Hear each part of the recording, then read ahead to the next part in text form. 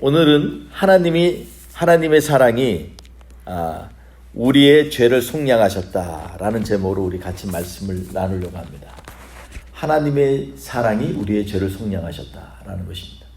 사실 일반적인 문장으로 보면요, 이 말이 맞지가 않습니다. 왜냐하면 사랑이라는 것은 우리가 보이지 않는 것이고 이것이 문서화되지 않았습니다. 그러나 죄를 판단하는 것은 세상에서는 어떻게 하냐면 법에 의해서 법에 잘못된 것이 있으면 정의롭게 판단을 하려고 하는 것이 우리가 인간들이 갖고 있는 제도입니다. 그래서 우리의 죄를 속량하는 것은 사실은 재판장이 하는 것이죠. 세상 사람들에게는.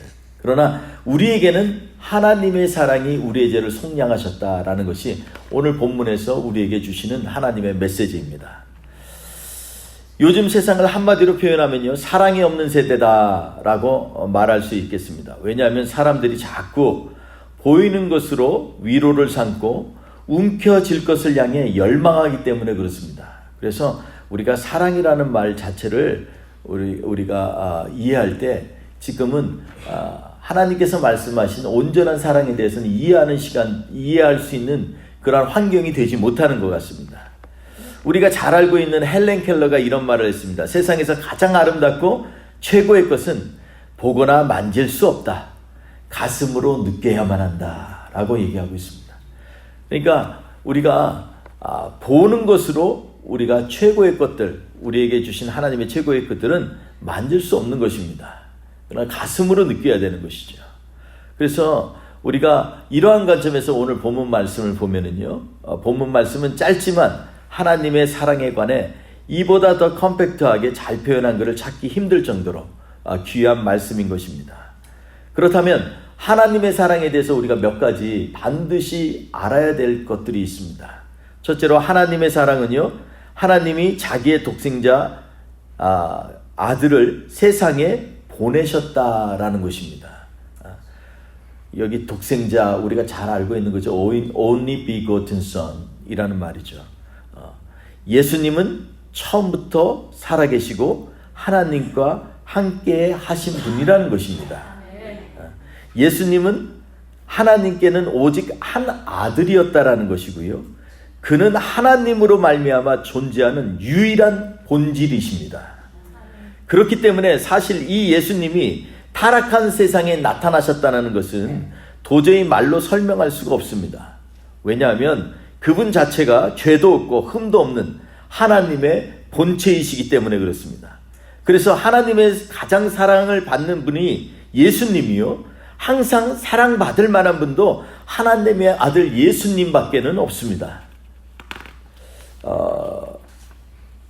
옛날에 아빠와 엄마 그리고 7살 난 아들과 5살짜리 딸이 살았었습니다. 근데 어느 날 아빠가 아들과 딸을 데리고 등산을 가다가 그만 교통사고를 당해 아들이 심하게 다쳤습니다. 급하게 병원을 가서 응급수술을 받게 되었는데 그 도중에 피가 급히 수혈이 필요했습니다.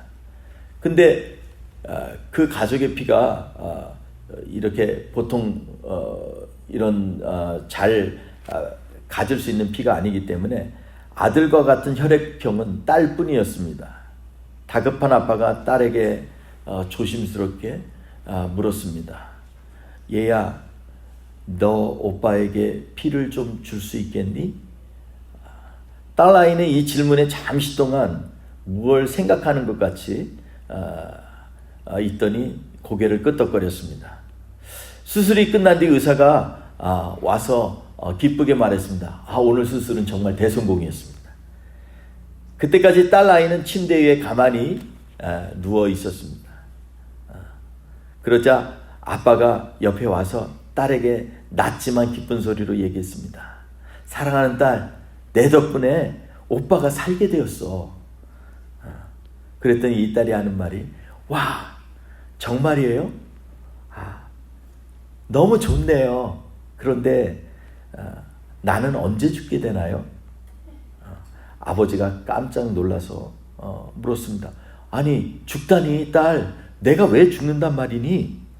그랬더니 이 딸이 하는 말이, 피를 뽑으면 곧 죽게 되는 게 아닌가요? 그 얘기를 듣던 간호원도 그리고 아빠도 잠시 숙연한 침묵을 가질 수밖에 없었습니다. 그리고 이 아빠가 입을 열어서 얘기합니다. 그럼 넌 죽을 줄 알면서 오빠에게 피를 주었단 말이야? 이 딸이 말합니다. 예, 전 오빠를 사랑하거든요. 그렇습니다. 진정한 사랑은요, 자신의 목숨을 내놓고 하는 사랑입니다. 이것처럼 뜨거운 사랑이 없어요.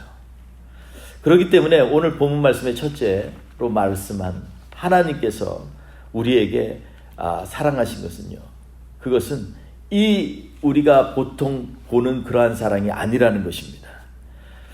둘째로 오늘 하나님의 사랑에 대해서 또 오늘 본문 말씀을 얘기하겠습니다. 하나님의 사랑에는요, 효과가 있고 힘이 있다라는 것입니다. 그 힘은 무엇이냐면 인간을 살릴 수 있다라는 것입니다. 하나님의 사랑의 힘은 인간을 살릴 수 있다라는 것입니다. 다시 말해서 하나님의 사랑이 우리를 살리셨다는 것을 믿을 때에 그 힘은 발휘된다는 것입니다.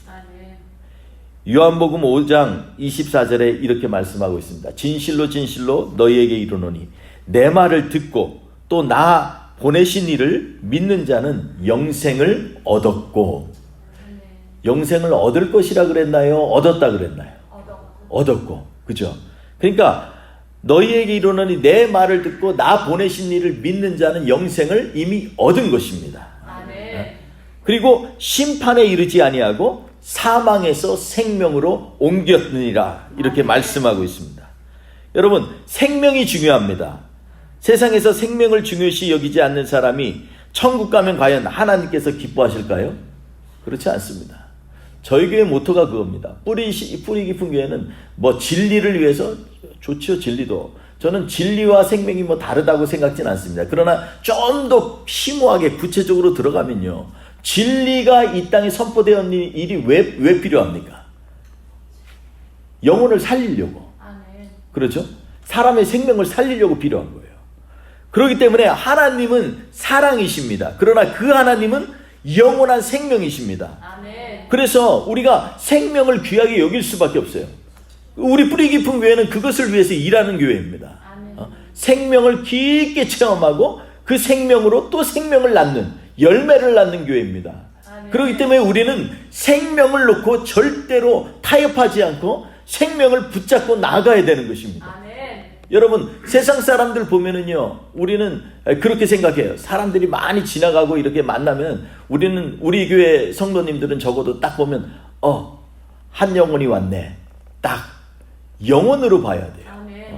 이 사람의 외형적인 것 보고 나한테 유익이 되는지, 나하고 지금 관계가 있는지 이걸 따지는 것이 아니라, 사람을 만나면 제일 중요한 것은 이 사람이 정말로 하나님이 선택한 사람인지, 그리고 하나님 앞에 기도하면서 하나님 이 영혼을 불쌍히 여겨달라고 기도하는 사람이 바로 하나님의 사람인 것입니다. 우리가 이 생명이 중요합니다. 그리고 둘째로는 믿어야 합니다. 오늘 보니까 너희에게 이르노니 내 말을 듣고 또 나 보내신 이를 어떤 자는요? 믿는 자는. 그렇죠. 믿어야 합니다. 믿는다는 것에 대해서 우리가 많이 얘기를 합니다. 교회에서 얘기를 하죠. 근데 제가 한번 물어보겠습니다. 믿는 게 뭡니까 도대체? 믿음이 뭐예요? 믿음이 뭐예요? 그럼 바로 자동적으로 나옵니다. 히브리서에 있는 말씀. 믿음은 바라는 것의 실상이요 보이지 않는 것의 증. 애매한 얘기 하지 말고 진짜 믿음이 뭐냐고요. 믿는 게 뭡니까? 그럼 믿음은 어떻게 생깁니까?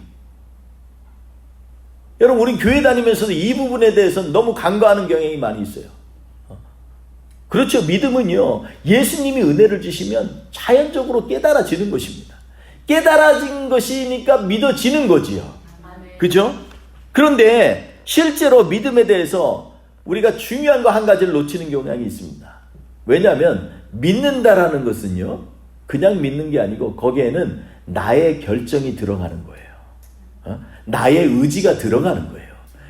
그러니까 깨닫는 것과 믿는 것의 차이는 뭐냐면, 예수 그리스도가 하나님의 아들이고 그분을 통해서 내가 죄사함을 받고 용서받았다는 걸 깨닫는 것에서 끝나는 것이 아니라 그것에 내 의지가 들어가야 돼요. 내 마음이 들어가야 돼요. 그리고 내가 결정해야 돼요. 나는 예수 그리스도를 믿는 사람이야. 아멘. 그러므로 나를 통해서 하나님이 역사하시고 나를 통해서 하나님은 일하고 계셔. 아멘. 이 가운데 내 의지가 들어가야 된다는 거예요. 아멘. 내 의지가 안 들어가면요, 그냥 깨달았다가 머리에 왔다가 머리로 가는 거예요. 한 길로 왔다 또 다른 길로 가는 거예요. 매일매일마다 하나님 또 용서해 주세요, 주님 깨닫게 해주세요 하는데, 깨달으면 뭐해?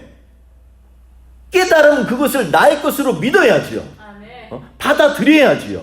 예수님이 나를 위하여 십자가에 돌아가셨다는 걸 깨닫기만 하면 뭐하냐고요. 그래서 요즘의 은혜는 값싼 은혜가 되는 거예요. 소위 말해서 값으로 따질 수 없어서 프라이스레스, 값 없는 은혜가 아니라 값이 싼 거예요. 칩 프라이스 그레이스를 우리는 바라보고 있는 거예요. 매일마다 예배 때 은혜, 찬양 가운데 은혜 돼. 그렇지만 막상 교회 문을 나가게 되면 나하고 관계없는 복음이고 나하고 관계없는 하나님의 말씀이라는 것입니다. 성경에서는 그렇게 얘기하지 않습니다. 믿음은요, 나의 온 인격체가 하나님의 말씀 가운데 들어가는 거예요. 그리고 그 말씀이 오늘도 내 삶 가운데 살아 역사하실 것을 하나님 앞에 결정하고 나아가는 것입니다. 그렇기 때문에 하나님의 사랑의 효과는요, 이것은 사람을 살리는 것입니다. 그러려면 믿어야 되는 거예요. 셋째로 또 하나님의 사랑의 특성이 있습니다. 그것은 뭐냐면 하나님이 우리를 먼저 사랑하셨다는 것입니다. 너희가 하나님을 사랑한 것이 아니요 하나님이 너희를 사랑하셨다는 거예요. 이 말은 정말로 중요합니다. 그냥 흘려보내서는 되는 것이 아닙니다. 7절에 보니까 사랑은 하나님께 속한 것이라 그랬습니다. 세상에 속한 사람은요, 세상에 속한 말을 하고 세상 사람들이 듣습니다. 세상의 사랑은 조건 보고 하고 외모 보고 하고 외형적인 것 보고 하고 매력 때문에 흠뻑 취합니다. 그러나 이것들은 전부 진정한 사랑이 아닙니다. 시간이 지나고 매력이 떨어지고 돈이 떨어지고 그리고 내 갖고 있던 지식이 아무 소용없게 되면 사랑도 식어버리는 것입니다. 그러나 진정한 사랑은요, 바로 하나님의 사랑입니다. 그 사랑은요, 우리로 하여금 하나님을 알게 하고 그 하나님의 은혜에 감격해서 더욱더 사랑 가운데 깊이 들어가도록 하는 진정하고 참된 하나님의 사랑이라는 것입니다. 그러므로 참된 사랑을 하려면 하나님을 알아야 됩니다.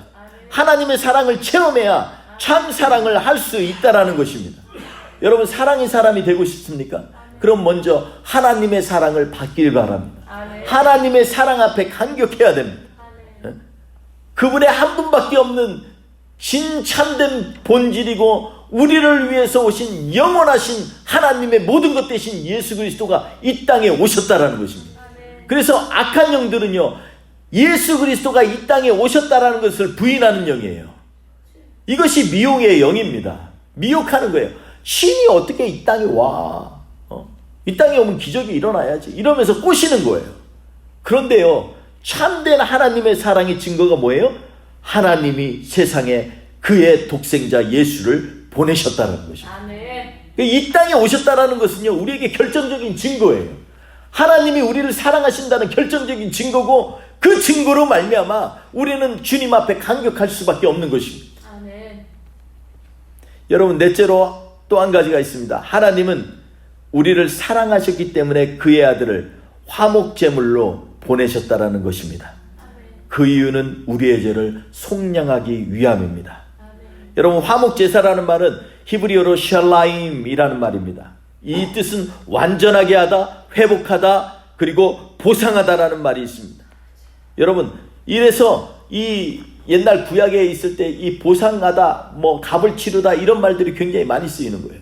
여러분, 근데 원래 이게 인간들은 상업적인 용어로 했지만 원래 이것은 하나님의 우주적인 원리에 속하여 있는 것입니다. 하나님은 공의로우신 분이시기 때문에 절대로 하나님의 사랑을 값싼 것들로 포장하지 않습니다. 반드시 그 대가를 치르는 거예요. 죄가 들어왔으면 죄의 삭은 사망이에요. 사망에 우리는 노예가 되고 사망에 얽혀있는 자식이었습니다.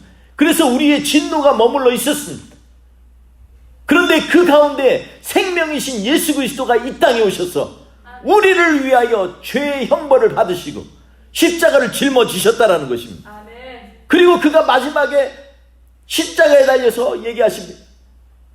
아버지여, 저들을 불쌍히 여겨 주시옵소서. 저들이 지금 무슨 짓을 하는지 알지 못하나이다.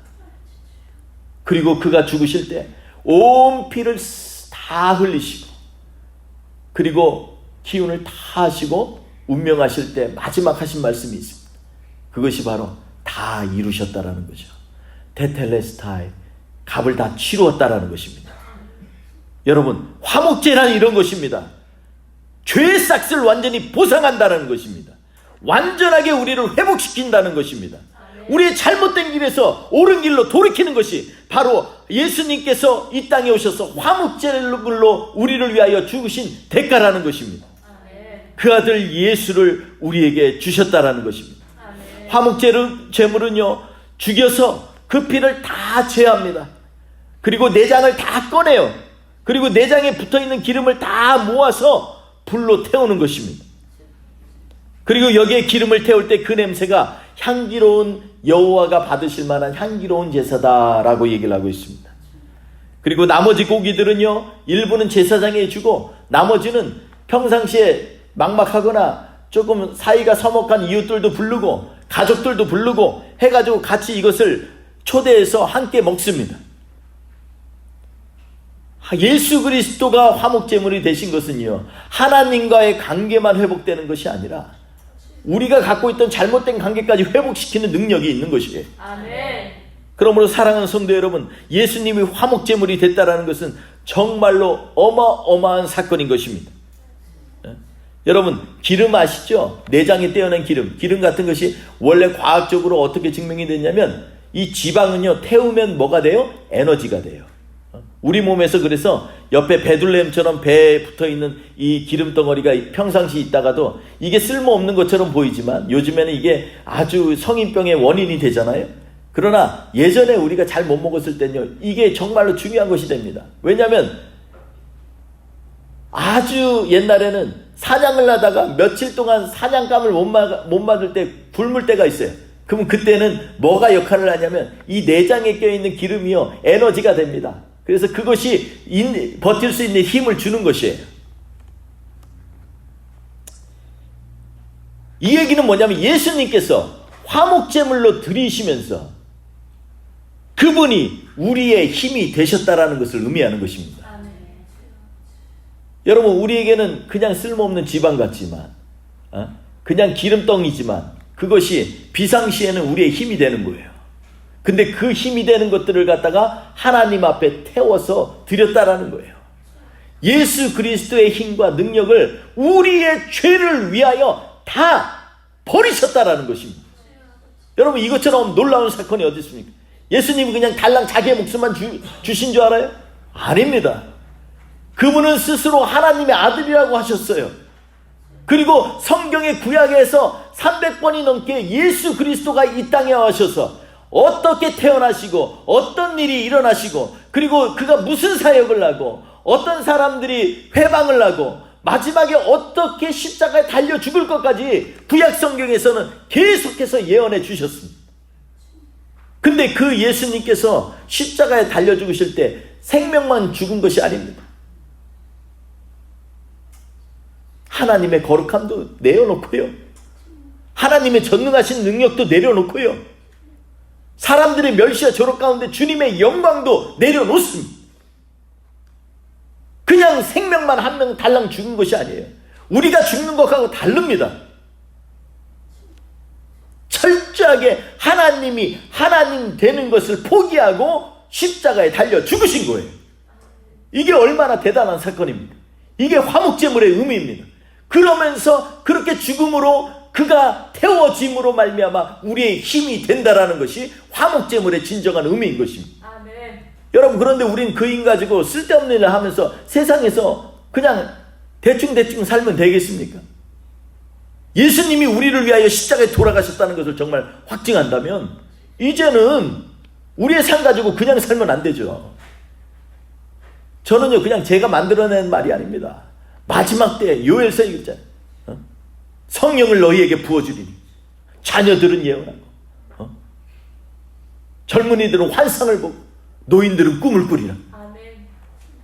여러분, 우리는요 생명 끝날 때까지 사명자입니다. 아멘.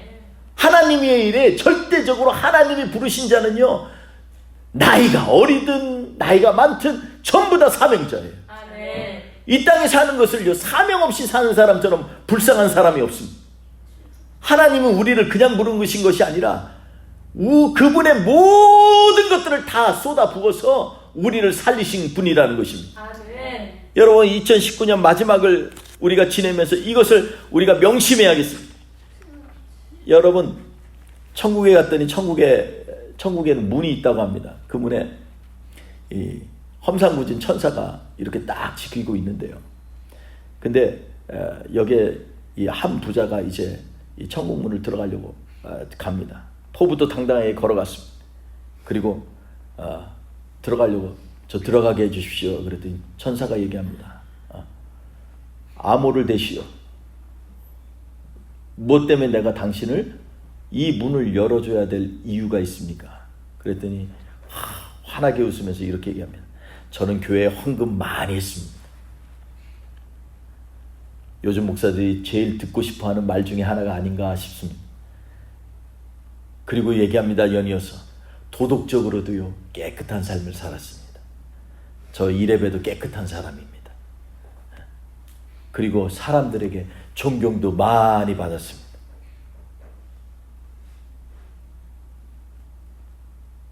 그랬더니 천사가 얘기합니다. I'm sorry. I cannot open the door. 여러분, 이 부자가 너무 당황했습니다. 그 뒤에 줄 서 있었던 아주 외모가 훤칠한 사람이 포부도 당당하게 들어갑니다. 고봐, 그거 가지고 안 된다니까. 그러면서 들어갑니다. 그러면서 얘기합니다. 천사가 묻기도 전에 잠깐 스톱 이러더니 저는 성직자였습니다. 주님의 이름으로 병도 고치고 의로운 일도 많이 했습니다. 됐지요? 그러더니 천사가 또 얘기합니다. I'm sorry. You cannot go inside. 너무 당황스러웠습니다. 그 뒤에 저 먼발치에 있던 분이 이렇게 처벅처벅 걸어옵니다. 나이도 많으시고 허리도 구부정합니다. 이 할머니가 들어가는데 천사가 묻습니다. 당신은 어떠한 암호를 되겠습니까? 그랬더니 이분이 들어가면서 얘기를 합니다. 다가오면서 천사에게 손을 높이 들고 노래를 합니다. 오직 예수의 피. 나의 대답은 오직 예수의 피입니다. 저는 공로 없지만 예수님이 나를 위하여 피를 흘려 죽으셨습니다. 그래, 나는 자격이 있습니다. 말도 하기 전에 문이 열려서 들어갔다고 합니다. 여러분, 이게 지어낸 얘기이지만 그러나 굉장한 의미가 있는 말씀이라고 저는 믿습니다. 여러분, 예수님께서 우리에게 오셨습니다.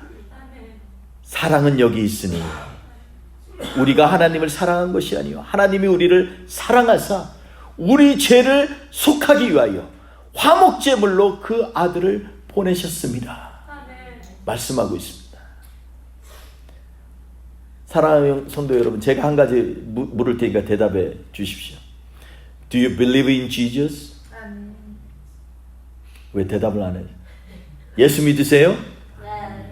네. 아멘. 그럼 제가 한번 또 다른 질문을 하겠습니다. 여러분은 죄사함을 받았습니까? 네. 죄사함을 받았습니까? 아멘. 뭘로요? 예수. 예수로. 예. 오늘 메시지가 잘 전해진 것 같군요. 예. 그렇습니다. 똑같은 말이에요. 근데 세상에 나가서 얘기하면요, 이거는 이단들만 물어. 저 기쁜 소식 누리에 뭐 이런 거 구원파 이런 데서만 얘기를 하는 것 같아요. 눈 부릅뜨고 저를 보십시오. 당신 죄사함 받았습니까? 그러면 갑자기 그러니까 깜짝 놀라잖아요. 저 같아도 당황할 텐데. 그럼 예. 그러면은 얘기합니다. 언제 받았는데요? 몇 시에? 당신 확신합니까? 눈을 보면서 막 그냥 여러분, 그렇다고 쫄면 안 돼요. 오늘 이 예화에서 든 것처럼 그 꾸부정한 할머니가 들어가면서 나는 죄사함 받았어요.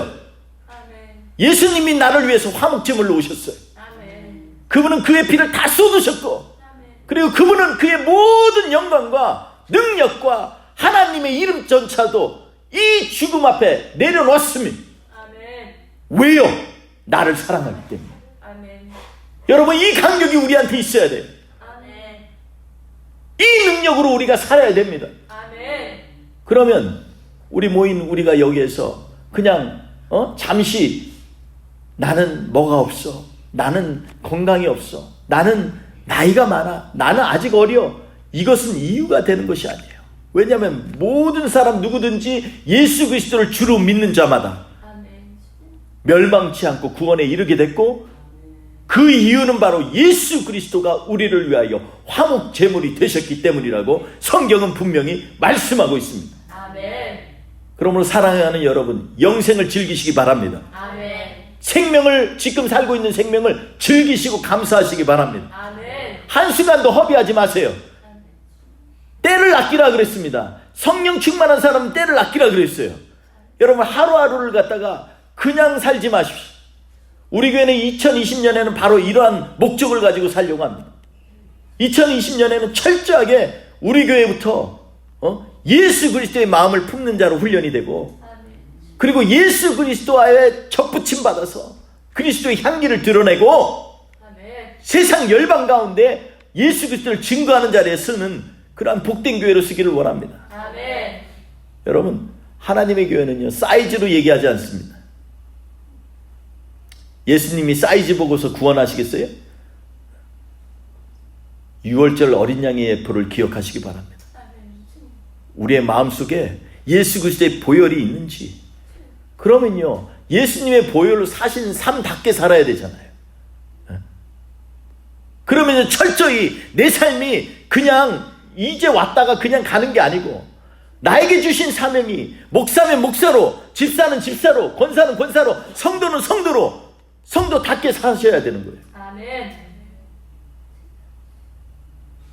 오늘이 2019년 마지막 주일입니다. 저는 2019년을 지내면서 우리의 마음속에 다시 한번 예수 그리스도가 우리를 얼마나 사랑하신지를 다시 한번 철저히 깨달으면서 이 한 해를 감사와 찬양으로 하나님 앞에 돌리고, 2020년에는 새 힘으로 주님이 주신 사명 감당하면서 사는 저와 우리 모든 성도님들 되시기를 주의 이름으로 축원드리겠습니다. 아멘.